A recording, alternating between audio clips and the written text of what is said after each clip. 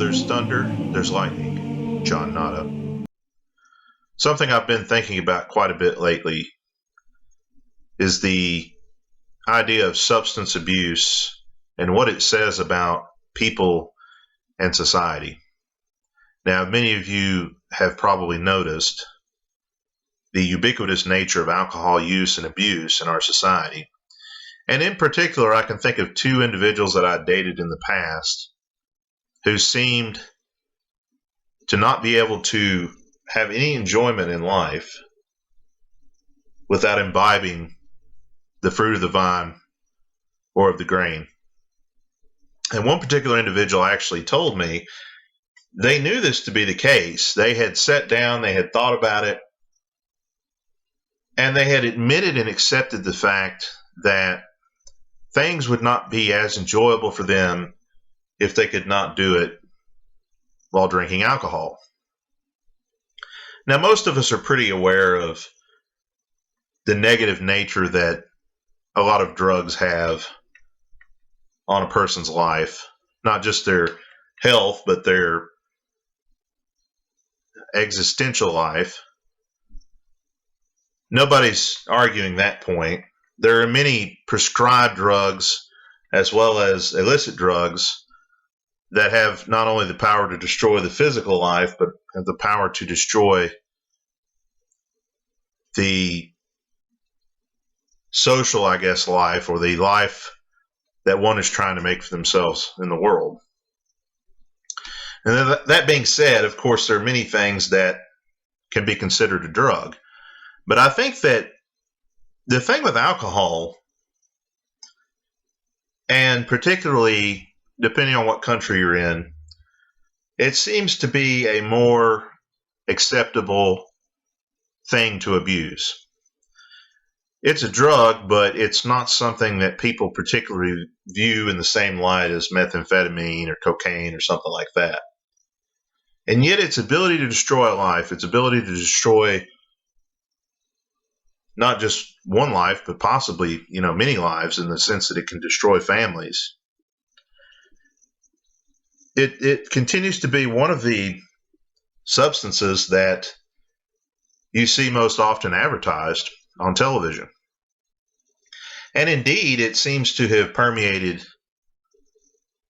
most of the social and cultural life of those in the West. Just think about it. How many of you work at a place or have friends, and whenever there's a get-together, it tends to just be an excuse to drink. It tends to just be an excuse to party, so to speak. And it's not so much so that there is a problem in and of itself with drinking alcohol. It is the problem in the inability to regulate that alcohol, the inability to regulate the intake of the alcohol, that then becomes an issue.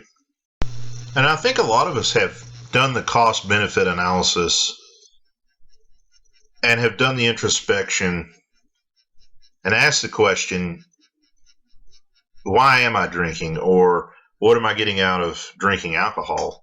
And I think for a lot of people, and this comes as no shock, it is a self-medication. If I slosh my brain around in a bunch of alcohol, I don't have to deal with the problems of the day. And it's the same with any substance that anybody abuses, be it of a liquid variety, powder variety, whatever the case may be. And so thus you have individuals who make up society that have no real self-awareness and have no awareness, indeed, of anything that is going on around them. They don't have control of their life, and they don't have an assessment of what's going on in life.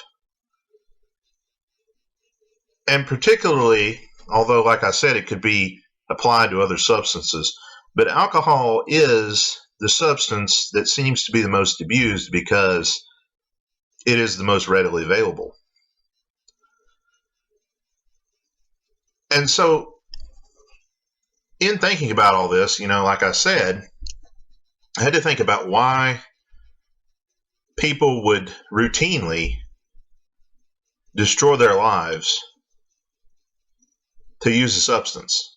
And again, I think it goes back to not wanting to face the reality of life, not wanting to have to deal with the problems in their own life, and not wanting to have to deal with life in general.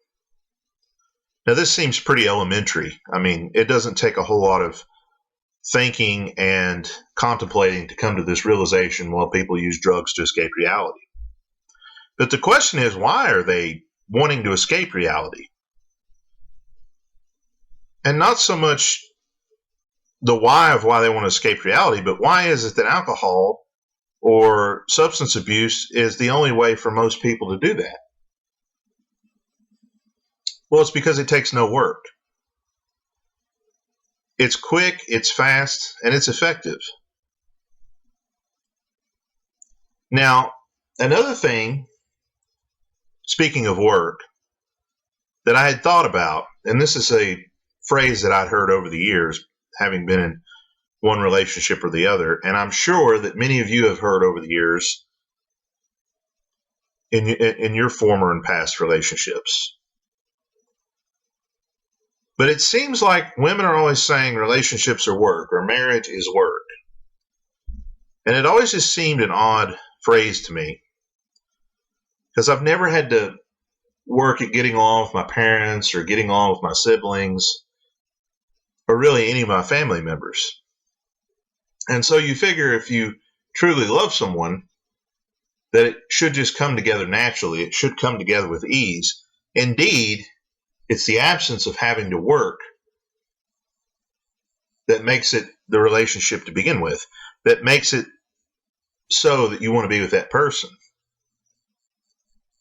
It's the absence of having to do all the other things that you have to do in terms of society, socialness, friendships, relationships, acquaintances. Or at least it was that magical aspect of all those things that we had been taught were true. But it finally dawned on me one day that when the woman says that relationships and marriage are work, she means they are work for you. She means that she expects you to do all the plying and all the wooning and swooning and wooing. She means that you will go to work and work the 60, 70-hour work week to make her happy and to keep her happy. You will do all the apologizing. You will do all the working through and logistical aspects of issues in relationships. And meanwhile, she will sit back while you work. Indeed, relationships are work, but they are work for the man and for the man only. Now, going back to what I was saying earlier about alcohol, this is men going your own way. And indeed, there's a lot of men out there that enjoy alcohol and can enjoy it responsibly. So this is in no way to say that you have to be somebody that never drinks alcohol in order to be a MGTOW. But I say all that because there is a care and concern for the things going on out there in a lot of people's lives.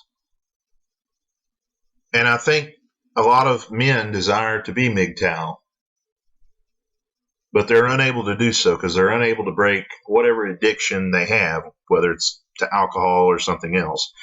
But that's the thing about MGTOW. MGTOW is a bridge over a great many things. And so it forces you to look at yourself. It forces you to do the work, the personal work that you need to do in your own life, and hopefully leaves you a better man and a better person as a result. Now, one more thing I might mention, talking about introspection and bettering oneself and so on and so forth. Several years ago, I had written some religious writings. They were never published or anything. They just, I would buy the little art books, the little sketchbooks or whatever, and write down a lot of different thoughts and meditations and things studies and stuff on some of my theological studies and so on and so forth.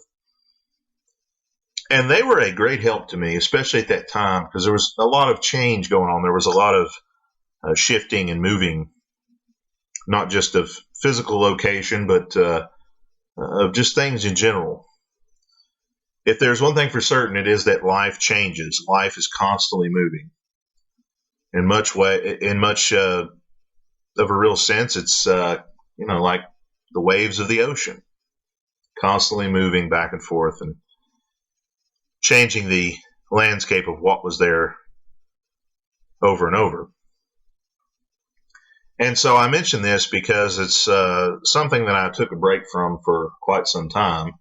And I had a couple of unfinished works that I'm seeing the value once again in sitting down and not simply just, it could be anything. It doesn't have to be relationship related or MGTOW related. Any subject or meditation or whatever. And so that is one thing that has really helped me out a lot in life, is to participate in that kind of thing. And it does bring quite a bit of a sense of peace and a sense of centeredness into my personal life. So that is something that I hope to pick up yet again and continue to do. So I think we talk a lot about in MGTOW the different things, hobbies, and a lot of it surrounds around, working out and different things. But there's something to be said about putting pen to paper and letting thought flow. And so that is something that I would encourage you guys to do in your life, because I think a lot of what life, in terms of problems, a lot of the problems that people have in life, is that the mind is too scattered. There's too much going on. And so a lot of people get rather ambitious, and a lot of people get these big ideas in their head of what they want to do and how they want to change personally and how they want to change their finances or how they want to change their job or their current living situation or whatever it might be. But I think you need a plan, and I think that that's what MGTOW ultimately is it is an anchor in the sea of swells and gales. And it allows us a moment. It allows us a place to step in from the storm, to gather our thoughts, and to plan our steps. And I think that that's the value that, whether we're going one way or the other, we can all agree on. The value of MGTOW is the value of some stability to make the next move. And so with that being said, guys, go your own way or don't. The choice is yours.